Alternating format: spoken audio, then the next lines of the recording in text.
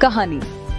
बड़ों का साया छोटे से शहर के एक शांत मोहल्ले में शर्मा परिवार रहता था। इस परिवार की सबसे बड़ी ताकत थे दादाजी, सफेद बाल, कांपते हाथ, पर अनुभव से भरी आंखें। घर में उनकी मौजूदगी ऐसी थी जैसे तपती धूप में ठंडी छांव। उनकी बातों में डांट कम, सीख ज्यादा होती थी। घर में पिता रमेश, माँ सुमन और उनका बेटा आरव रहता था।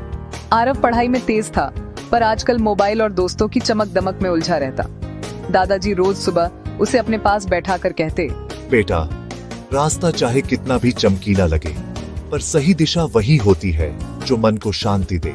एक दिन रमेश को अचानक नौकरी में बड़ा अवसर मिला, दूसरे शहर में। खुशियां थीं, पर दुविधा भी।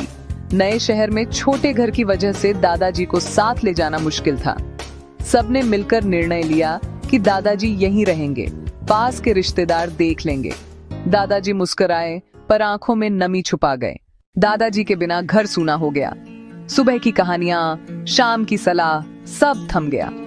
आरव का मन पढ़ाई से और भटकने लगा। एक दिन उसने परीक्षा में नकल करने की कोशिश की और पकड़ा गया। स्कूल से शिकायत घर पहुंची।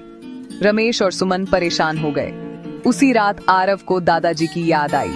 उसने फोन किया। दादाजी ने शांत स्वर में कहा, गलती करना इंसान का स्वभाव है, पर उससे सीख लेना समझदारी। सच का साथ कभी मत छोड़ना बेटा। आरव की आंखें भर आईं।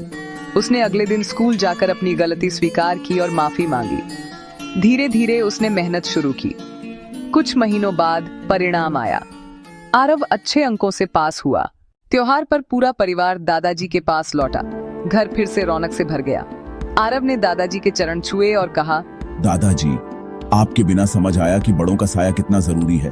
दादाजी मुस्कुराए। घर में फिर वही ठंडी छांव फैल गई। नैतिक सीख। बड़ों का साया अनुभव, संस्कार और सही राह देता है। उनकी मौजूदगी परिवार की असली ताकत होती है। इसे कभी हल्के में नहीं लेना चाहिए।